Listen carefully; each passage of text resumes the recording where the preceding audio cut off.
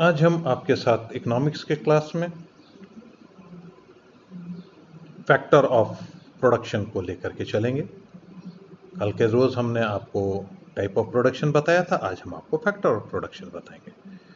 Factor of production उनको कहते हैं, वो कहे जाते हैं फैक्टर प्रोडक्शन के फैक्टर वो कहे जाते हैं जिनके द्वारा ही कोई प्रोडक्शन किया जा सकता है, यानी कि उन वस्तुओं और सेवाओं को जिनके सहयोग से ही किसी वस्तु या सेवा का उत्पादन किया जाता है, वो फैक्टर ऑफ प्रोडक्शन कहे जाते हैं। इस प्रोफेसर उल्मर के अकॉर्डिंग उत्पादन की प्रक्रिया में शामिल होने वाली सेवाओं के स्रोतों को उत्पादन के उपादान कहा जाता है। इन उपादानों को मुख्यतः भूमि, श्रम, पूंजी, संगठन और उद्यम के रूप में वर्गीकृत किया जाता है।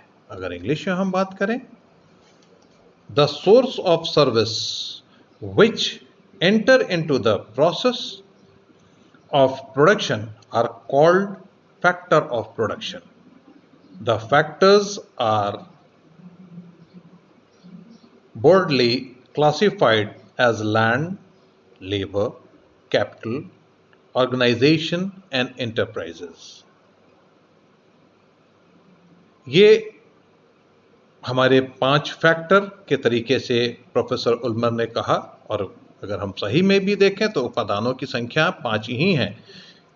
यद्यपि उत्पादन के उपादानों की संख्या को लेकर अर्थशास्त्रियों के बीच में शुरू में मतभेद रहा, लेकिन अब इस प्रचलित मत के तहत 5 हमारे उपादान हैं। आपका land, labour, capital, organization and enterprises. 5 factors are there for as a factor of production. अब इसके अंतर्गत हम आपके साथ डिस्कस करेंगे एक एक करके हम फैक्टर्स को हम लेकर के चलेंगे। जैसे कि अब पहले नंबर पर हम ले लेते हैं भूमि। तो अगर हम एग्रोनॉमी की बात करें तो भूमि का अर्थ होता है पृथ्वी की ऊपरी सतह। Upper crust of earth is known as land और भूमि।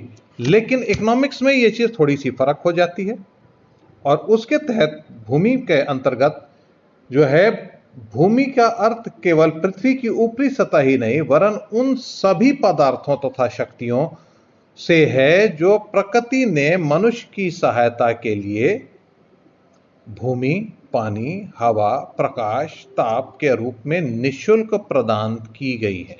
यानी कि जितनी भी चीजें भूमि के ऊपर, भूमि की सतह के ऊपर, भूमि की सतह से ऊपर जो कुछ भी है, वो सब कुछ भूमि के अंतर्गत आता है, जो कि हमें प्रकृति निःशुल्क प्रदान करती है, जिसमें कि प्रकाश है, वायु है, पानी है, आपका तापमान है, तापक्रम है और भूमि है।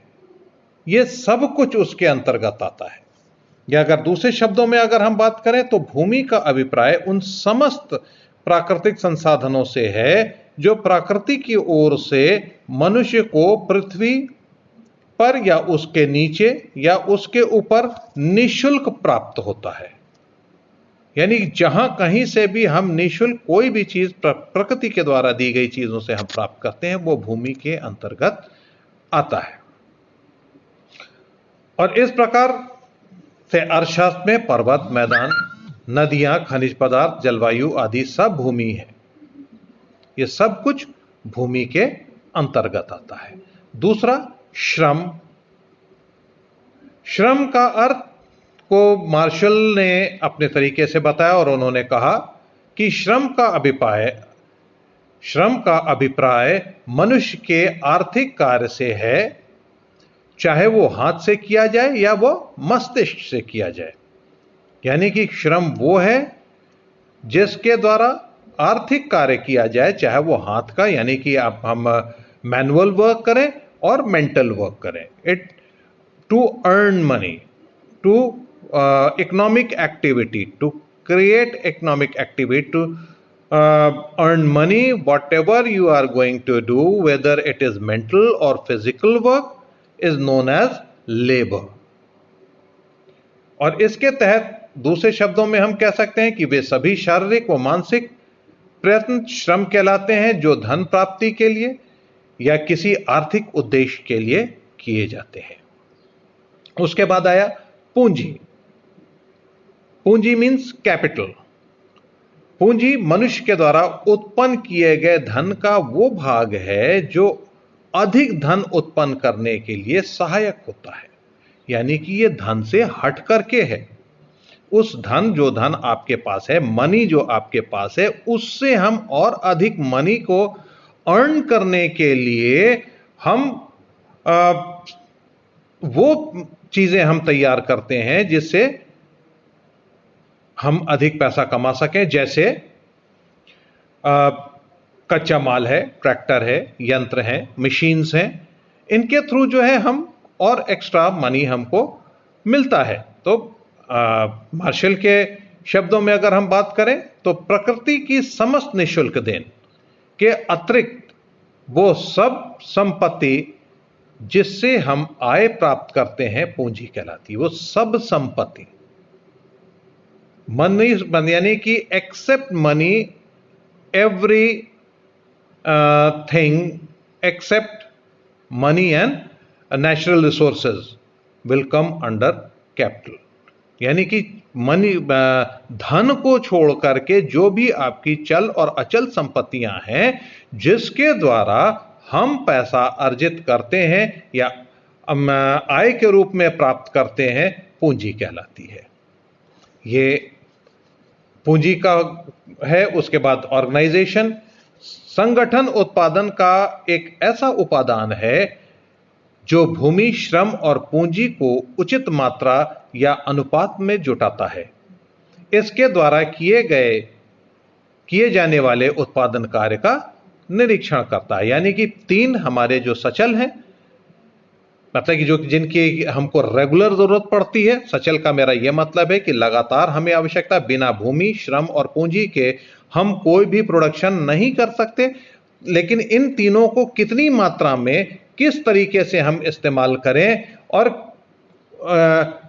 किस अनुपात में हम उसको इस्तेमाल करें कि हमको मैक्सिमम प्रॉफिट हो, और ये जो है ये संपूर्ण उत्पादन कार्य का निरीक्षण करता है कि इसको कितना हमको लगाना है, कि भूमि को कितना लगाना है, श्रम कितना लगना है, पूंजी कितनी लगनी है। इस तरीके से हम जब कभी भी हम किसी भी चीज को अपने अंडर ऑब्जर्वेशन रख करके कोई काम को करते हैं, इसको हम ऑर्गेनाइजेशन कहते हैं।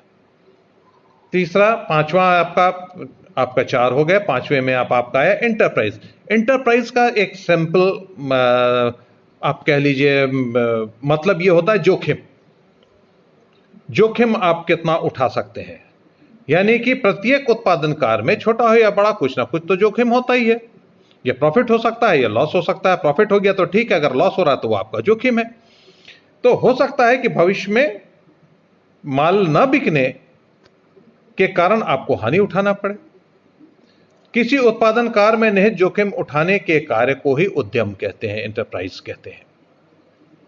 यानी कि जो भी हम जोखिम उठाते हैं वही हमारा एंटरप्राइज कहा जाता है या उद्यम कहा जाता है। यदि कोई व्यक्ति या फर्म जोखिम उठाने के लिए तैयार नहीं है तो उत्पादन कार्य संभव नहीं हो पाएगा। और दूसरे तरीके से अगर हम इसको कहें तो हम जब तक अपने आप को इस चीज के लिए तैयार ना करें कि हमको हानि भी हो सकती है, हम कोई नया उत्पादन नहीं कर सकते। अकॉर्डिंग टू हार्वे, उत्पादन में जोखिम उठाने वाला उपादान ही उद्यम है। उत्पादन में जोखिम उठाने वाला उपादान ही उद्यम है। और प्रोफेसर नाइट के अनुसार उद्यम के अंतर्गत अनिश्चितता वहन करने का कार्य आता है। अनिश्चितता यानी कि अनसर्टेनिटी को हम बेयर करते हैं और उसके तहत हम अपने उन जोखिमों को जो कि हम उत्पादन के अंतर्गत करते हैं, हम अपने उसको अपने जीवन में हम तभी हम उत्पादन कर सकते हैं जब हम उस जोखिम को उठा सकें, भूमि, श्रम और पूंजी का सही बंटवारा कर सकें और उसके ऊपर अपना एक ऑब्जर्वेशन ऑर्गेनाइजेशन के थ्रू रख सकें, तभी हम एक प्रॉपर प्रोडक्शन कर सकते हैं। कल हम आपको बताएंगे। आज के लिए इतना काफ़ी। कल हम आपको नेक्स्ट टॉपिक पर लेकर के चलेंगे।